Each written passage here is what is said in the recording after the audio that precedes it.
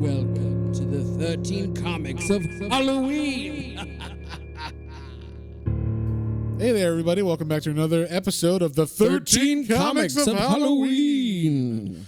Today we are doing The Haunt of Horror, which I had never heard of this series before.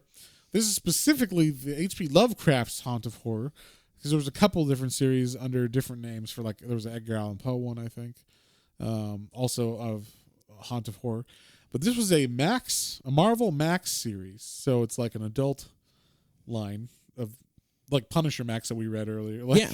Like, it's like that. So we're like, let's check this one out. Maybe there's some. yeah, I was like, whoa, I don't know what's in this, but it's a Max series, so it must be crazy. And it's written and drawn by Richard Corbin. And Richard Corbin, for anybody who doesn't know, he worked for heavy metal a lot in the 70s. He did a lot of concept art for, like, I think he did stuff for, like, Dune and Alien and stuff like that. He was at least with those guys, like all Mobius and those people. He was with all those people in the same time frame, doing stuff for heavy metal.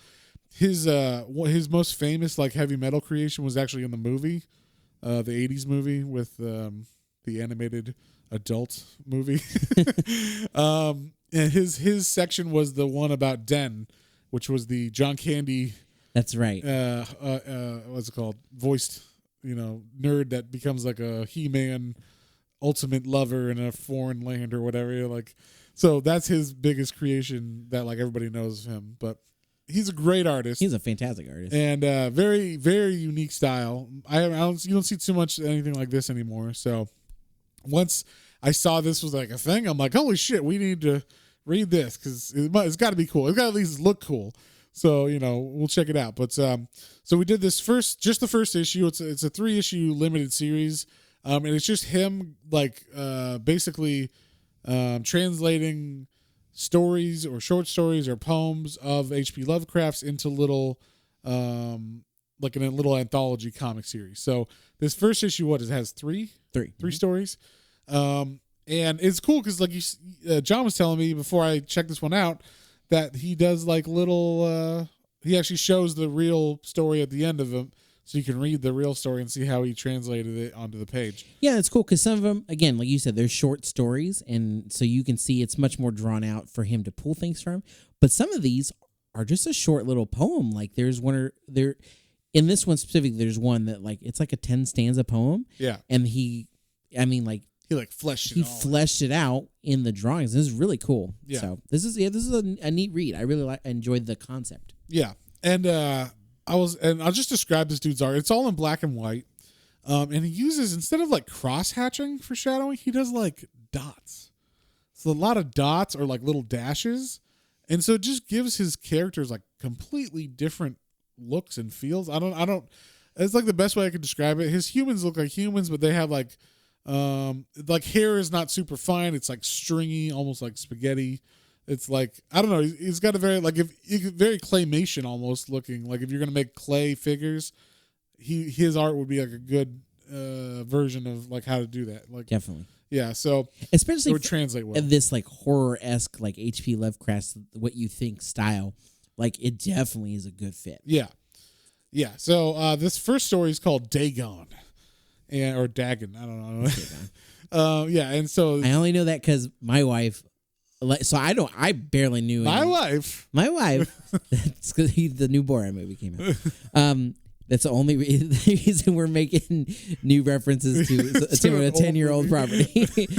My wife loves Lovecraft, and she, like, in the stories in general, like his writings, and because. He's not the racist. He is a controversial character, yes. But she likes the lore of all these creatures Cthulhu and all that. Yeah, exactly. She like that was one of our first big things. She's like, I love Cthulhu. I was like, well, Cthulhu is like a big monster from the sea or something, right? And, like, she's like, no, hold on. Yeah. And, like, how dare you? She could take you down a rabbit hole and, like, tell you all of the big gods, elder gods. Sorry, make sure I get it right. Elder gods and monsters. She's gonna listen to this and be You're like, gonna get quizzed, John. Oh yeah. Anyway, so I didn't really have too much background in general. There's a few of them I know a little more, but anyway, in this, it is Dagon. Dagon, okay. So yeah. Yeah, and it starts off, there's, like, a dude in a room, and he's writing, like a memoir, kind of. of like what's of like something he went through, and basically he was on a ship that got sunk during, was it World War I or II? I think it's one because he was earlier. So he was on like a ship that got sunk by a German sub in World War I, and then he was able to make it to a lifeboat, and he's on a lifeboat with two other guys, and then they like kick him off the lifeboat and throw him in the water because he says something like what he says something to piss him off. I can't remember what he said. He's basically like complaining because he's a scientist and they're like actual seamen, so they're like, "Oi, you fucker! Like you ain't one of us. Get out of the boat. You know you're gonna eat all the supplies. You stupid scientist." And that's my weird mishmash of British / Australian accent. I'm gonna say, but so they throw him overboard, and they think it's pretty funny. But then he wakes up after being thrown overboard and thought he like drowned. He was like, I swam and I stayed afloat as long as I could, and then I got so tired, and I thought I was gonna die. And it shows him like actually underwater, like basically drowning. And then he wakes up and he's on the boat again. And the two guys are gone. They're not there this time. Exactly. Yeah, and he's like, "What the fuck happened?" And so he's on the boat. He's like, "Cool. I mean, their supplies are still here, so he eats all that, and he's able to live."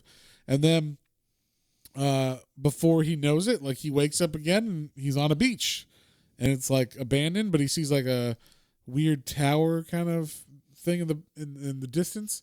So he like walks over to it, and he realizes, this is not like a human tower or like something that humans made. Now there's like pictographs and carvings and definitely some like maybe native-esque. Yeah, native but not human native. Not human native. He's like, there is definitely like another type of humanoid maybe or something, other creature that has the smarts to have a language because there's like pictographs and all that on it.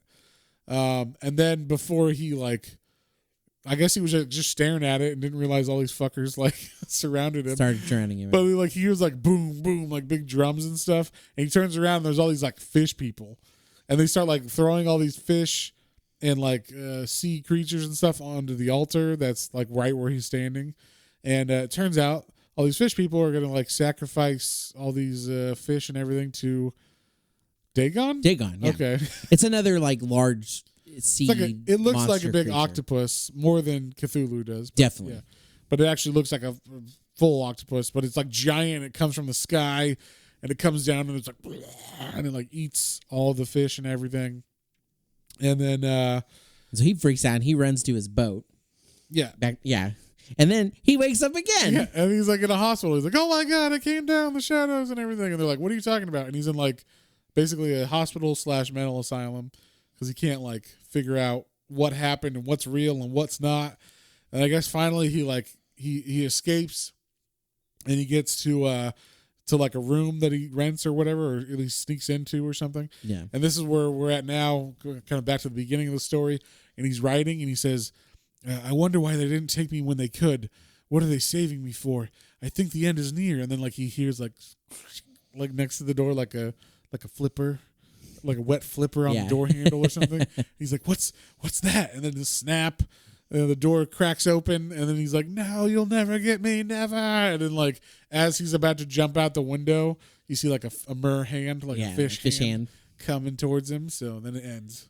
It's like dun, dun, dun. Yeah. So it was like, what was real, what wasn't real. Oh, but the fish people were always gonna get him, or was he? You know, it was cool. Yeah, it was a cool like fun story of just like where's this going? You know, like he's all over the place. It's so like it's scary in a way because it's just disorienting because you're like, what's real and what's not? Yeah. You know, was that all in his head? Was it not? Is this all in his head? Because is he just did he just pass out in a ship and like make up those two guys? Because also the two guys that were on his ship at first, they didn't have faces. They were like blacked out and stuff. Mm-hmm. And so it's like maybe he just made up this like fish story and then was actually found, and he'd been in the sun for so long, and he's just crazy now.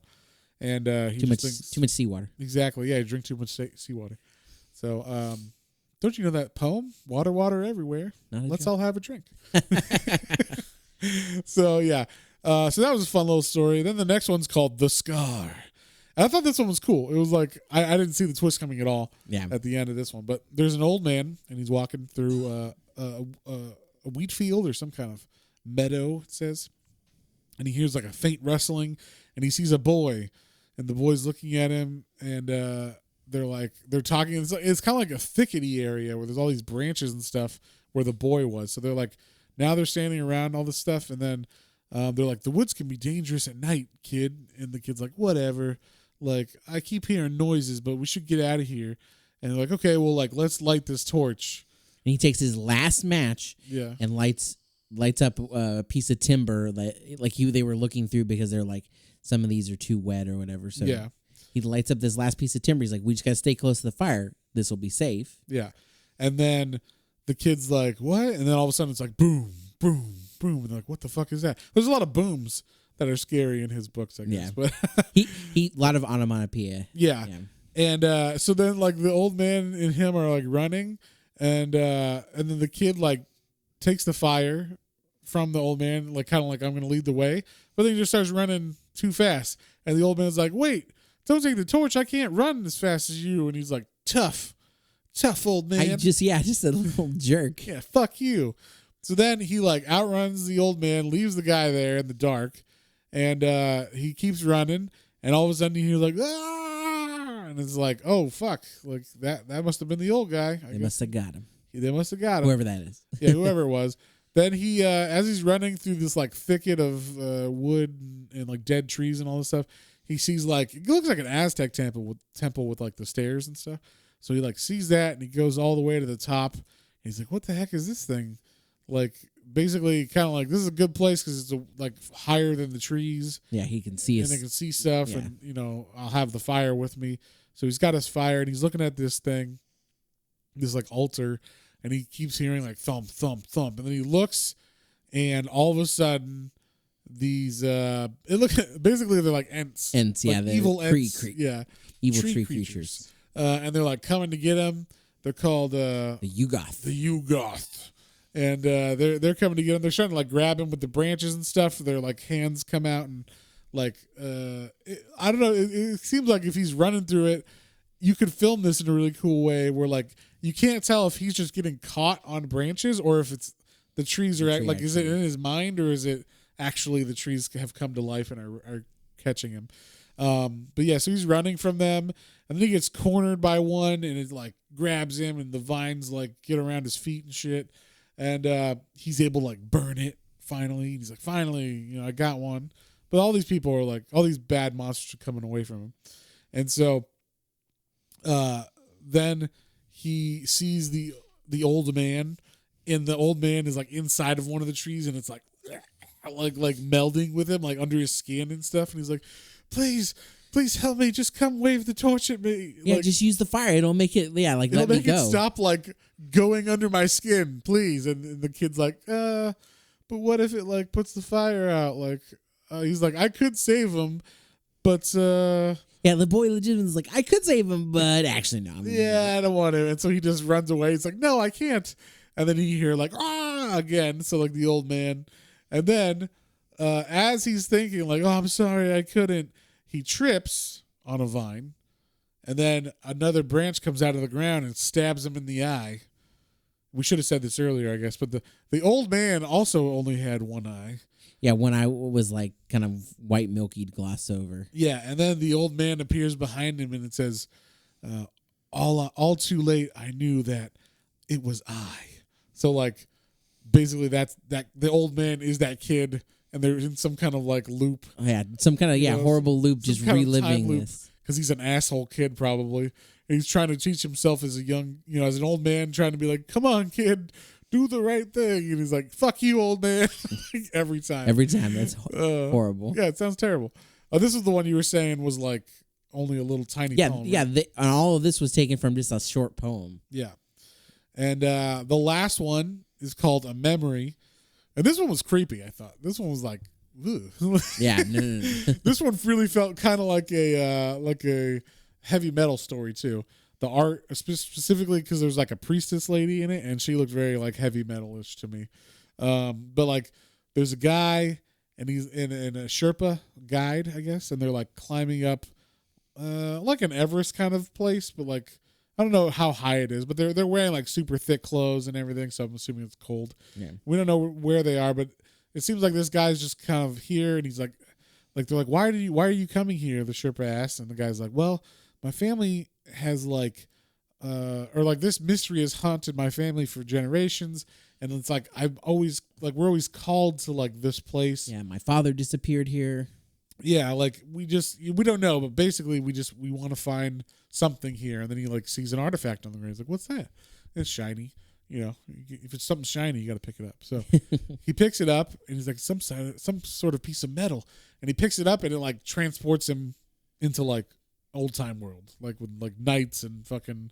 It looked like Crusades almost.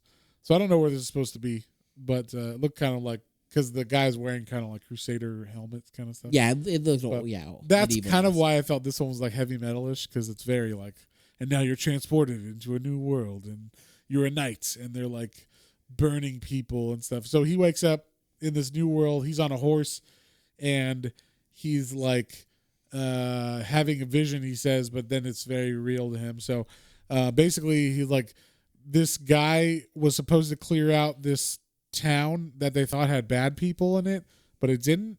It only had like old women and kids and like men that were too old to fight, and they like made a mistake and started killing them. And then they're like, oh well, yeah. Then they realized, just, like, wait a minute. Yeah, we can't just like have them spreading rumors that the king killed old men and women.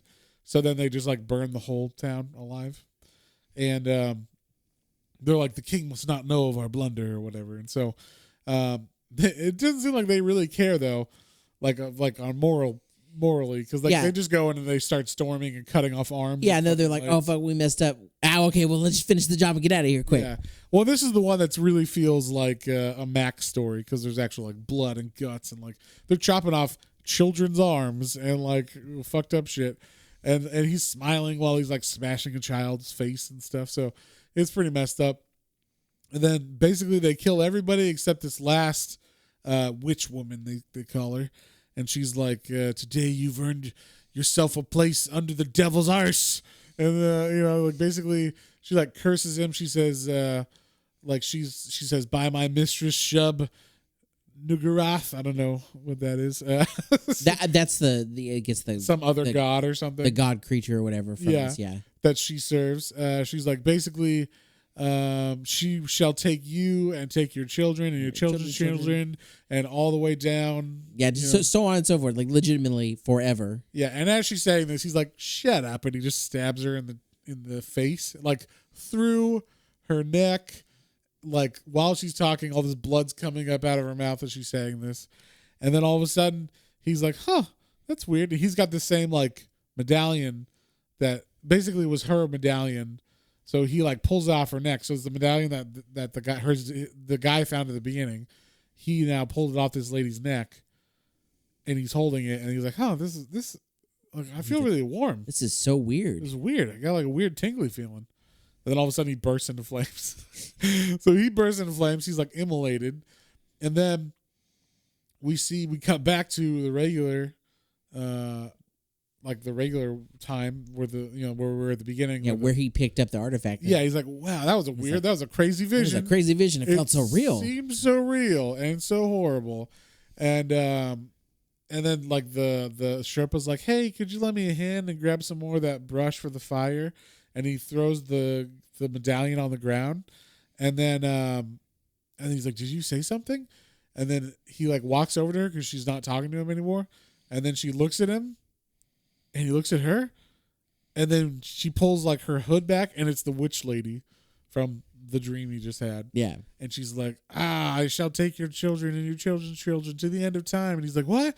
No. And then he just like bursts into flames and like basically dissolves into like dust. Vaporizes. Yeah, vaporizes, and his bones like crunch.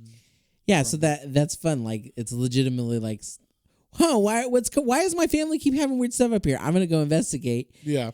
And then that's the next one, and I guess like whoever takes them on the journey is like disguised or something, and then they get up there and or they don't realize maybe how they the look. medallion like transports her back to or whatever. To the.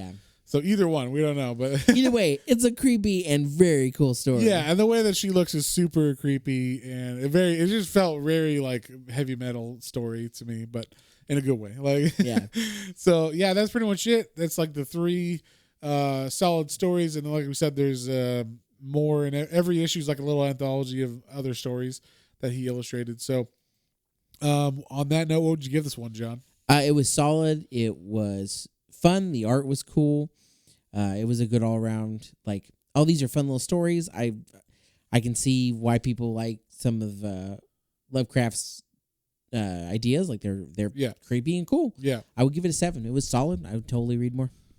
yeah, I'm gonna give this one a 7 as well. I mean, Richard Corbin, anything he does, I'm like, yes. and then he did a really good job of like interpreting the stories in a creepy way and making them feel extra creepy. So, so I'm saying creepy a lot, but that's the best way I can describe it. So, yeah, on that note, we'll see you guys next time. On the next creepy one. Bye.